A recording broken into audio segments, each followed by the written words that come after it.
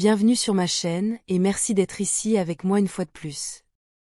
Le corps, est la façon dont il enferme la conscience et la connaissance d'une âme dans une expérience limitée à travers la capacité de perception de ses 5 sens de base, et combiné au voile de l'oubli, crée une illusion très forte selon laquelle le monde matériel est tout ce qui existe. Cet état de fait amène l'individu à adopter un état d'esprit déterministe voire victimaire, causant à l'âme une expérience limitée car elle n'a pas le contexte en mémoire pour savoir pleinement, ou se souvenir qu'elle est bien plus qu'un simple corps, qu'elle n'a qu'une expérience temporaire dans le monde des vivants. Cela crée naturellement une perception limitée de ce qu'est l'existence, et avec elle le concept de moi, de l'ego, est créé, laissant l'âme, la vraie conscience que nous sommes tous, se demander avec un sentiment profond qu'il manque quelque chose d'essentiel. La peur apparaît alors naturellement à la fois en tant que résultat de l'observation d'autres êtres mourants autour du sujet et en raison d'une connaissance intérieure profonde de sa propre finitude, de la fin de cette identité de leur ego, attachée à cette créature spécifique vivant ses quelques jours d'existence dans le monde des vivants et fera tout ce qu'elle peut pour rester en vie le plus longtemps possible. Et peu importe quoi, et cela peut même inclure parfois la survie des membres de sa propre espèce, contribuant au concept de la survie du plus apte. Cet attachement fort et naturel à la vie rend encore plus difficile pour l'individu de vraiment savoir que sa conscience ne se termine pas lorsque sa vie physique est terminée, laissant l'idée et les concepts associés à la vie après, y compris toutes les preuves qui pourraient exister, seulement en tant que résultat d'un souhait profond, d'une pensée magique, en tant que résultat du déni et de l'incapacité d'accepter la destruction des égos des sujets. Car nous sommes également fortement programmés pour nous accrocher à la vie quoi qu'il arrive tant que nous sommes en vie, mais certaines personnes se souviennent de vies antérieures à un degré ou à un autre, et certaines se souviennent même de comment c'était. Pour être dans l'espace entre les vies, étrangement, ces individus acceptent ouvertement d'être capables d'apprécier la vie encore plus que les individus qui ne se souviennent de rien au-delà de leur vie actuelle. Bien que cela ne soit qu'une observation subjective, elle est également étayée par l'expérience des individus qui, après avoir vécu une expérience de mort imminente, finissent par changer leur façon de voir la vie. Les individus comme ceux-ci ont tendance à ne pas se soucier autant de leur destruction et se concentrent davantage sur le plaisir de vivre, sachant également que mourir ne résoudra pas leurs problèmes psychologiques et leurs douleurs mentales.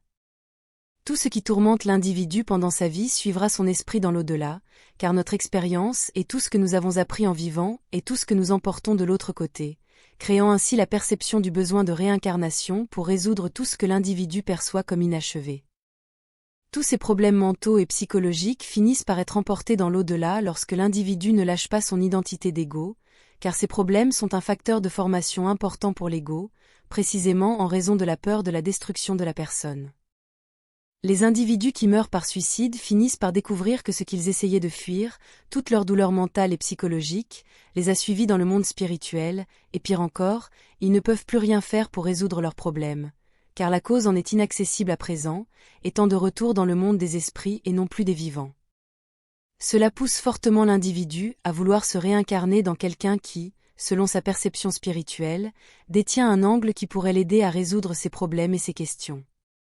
Une autre cause importante de la réincarnation est que l'âme ne peut échapper à toute la douleur et la souffrance psychologique qui l'ont suivi de sa dernière vie, l'amenant à utiliser le voile de l'oubli comme une sorte de soulagement temporaire pour échapper à ses problèmes, comme un mécanisme d'évasion ou de réaction.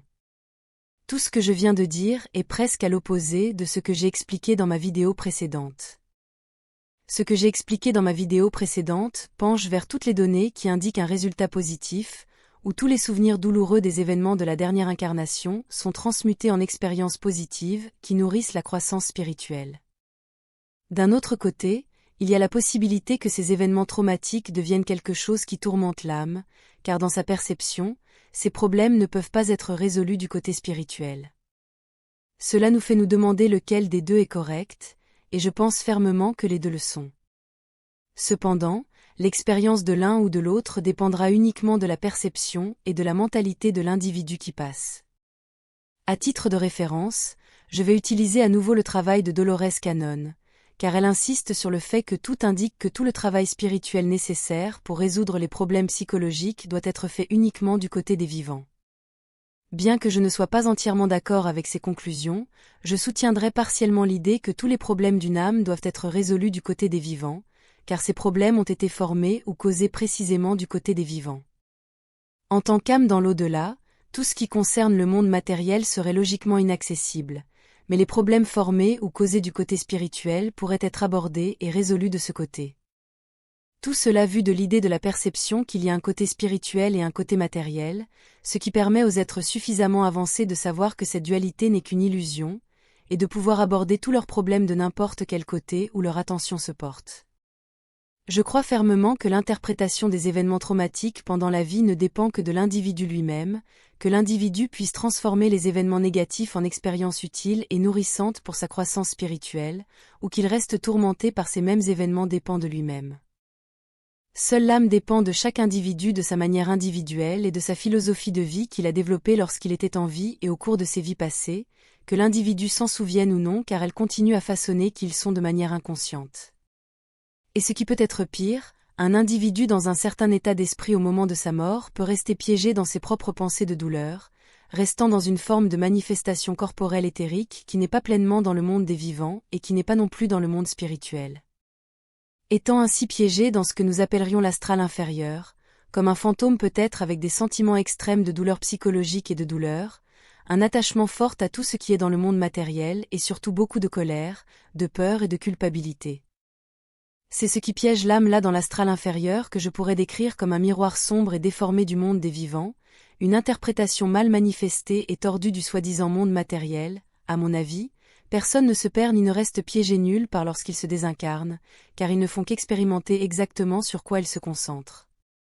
Et comme l'a expliqué un autre leader spirituel respecté, Till Swan, un fantôme ou un esprit ne serait qu'une sorte d'écho et non l'expérience objective d'une véritable âme. Personnellement, j'ajouterais que l'écho pourrait être causé par une sorte d'anomalie temporelle car le temps est extrêmement flexible et n'est conforme qu'à celui qui l'expérimente, donc dans certaines circonstances, un fantôme pourrait peut-être n'être qu'un aperçu d'un événement passé qui s'est filtré dans le moment présent suffisamment pour être vu comme tel. Ce fantôme pourrait ne pas être un esprit du tout, mais une anomalie temporelle où deux événements différents se produisent tous deux dans le monde des vivants en se chevauchant, car il n'y a pas de temps et il n'y a que le présent. Notre approche de la vie, nos valeurs, notre éthique et notre attitude forment qui nous ne sommes pas dotés d'une âme et nous n'avons pas non plus d'âme, nous sommes une âme, nous sommes ceux qui construisent nos âmes au fur et à mesure, nous devons former qui nous sommes car c'est notre âme. Donc l'expérience et comment nous l'interprétons est ce qui compte, laissant tout ce qui est matériel comme un simple moyen d'atteindre un but, ou une autre expérience souhaitée ou nécessaire, et rien pour jamais vraiment s'attacher à une âme et construit par qui il est. Cela prend beaucoup d'efforts, de temps, et de dévouement, quand on est en vie, c'est difficile et compliqué mais c'est notre mission et notre but dans la vie, et dans l'au-delà construire ce que nous sommes, et ce que nous faisons de nos expériences, et comment nous interprétons ce que nous expérimentons, c'est ce que nous sommes et qui nous sommes. Nous construisons notre âme, peu importe où notre attention peut être dans le monde des vivants ou dans le monde spirituel, car tout est expérience si c'est nous qui manifestons notre vie et qui décidons de ce que nous vivons et comment nous le vivons. Il en va de même du côté du monde des esprits et même davantage car nous y manifestons tous beaucoup plus rapidement parce que la réalité est moins dense, ainsi le paradis ou l'enfer n'est pas un endroit où nous sommes envoyés, où nous allons quand nous mourrons, c'est qui nous sommes. Nous le créons ou le formons nous-mêmes, nous le faisons, nous provoquons l'un ou l'autre, et tous les degrés intermédiaires, que ce soit lorsque nous sommes vivants, ou lorsque nous sommes dans le monde des esprits, parce qu'en fin de compte c'est la même chose, tout est dans le monde des esprits. Le monde matériel n'est qu'une illusion, j'insiste, nous créons notre paradis et nous créons notre enfer car ce que nous vivons est le reflet direct de qui nous sommes dans le monde matériel. Un changement de pensée et de perception peut prendre du temps car tout y est lent mais cela change, et peu importe ce que nous traversons en ce moment, ce qui se passe ensuite dépend uniquement de nous et de la valeur que nous donnons à chaque chose dans le monde des vivants. Il est facile de sentir que nous n'avons aucun contrôle sur nos vies, et dans de nombreux cas cela peut être le cas, mais seulement en tant que résultat de notre renoncement à notre droit de décider de nous-mêmes. Et cela se produit principalement en tant que résultat d'attachement à des idées comme la culpabilité, le karma, et les sentiments de non-valeur personnelle. Cela peut être le résultat d'un mauvais environnement et de la présence de personnes toxiques pour nous, tout cela nous donne l'impression de ne pas mériter un changement dans notre vie. Parce que nous pouvons même penser que faire un changement positif pour nous-mêmes c'est être égoïste. Mais ce sentiment d'être égoïste est généralement implanté en nous par des personnes manipulatrices ayant très probablement des traits narcissiques, surtout s'il s'agit de membres de notre famille proche. Ce que nous sommes et ce que nous vivrons ou expérimenterons dépend de nous et de nous seuls, et c'est pourquoi il est si important de créer et de construire notre âme. C'est pourquoi nous devons assumer la responsabilité de ce que nous pensons et de ce que nous faisons et ne suivre personne, mais nous nourrir de tout le monde en décidant nous-mêmes quelles parties du contenu que nous consommons nous sont utiles et quelles parties ne le sont pas. C'est-à-dire préserver et construire notre propre individualité en sachant toujours que tout est information et que rien n'est ultime vérité, car celle-ci ne dépend que de points de vue qui peuvent être parfaitement valables pour d'autres personnes. Nous construisons tous nos âmes au fur et à mesure, mais en fin de compte et du point de vue le plus étendu, nous sommes vraiment tous un, et toutes les autres personnes ne sont que nos ombres, celles que nous étions autrefois et celles que nous serons ensuite. Ce qui fait qu'être gentil avec les autres, c'est être gentil avec soi-même. Alors s'il vous plaît, aimez-vous, et j'ajouterai, aimez-vous vous-même.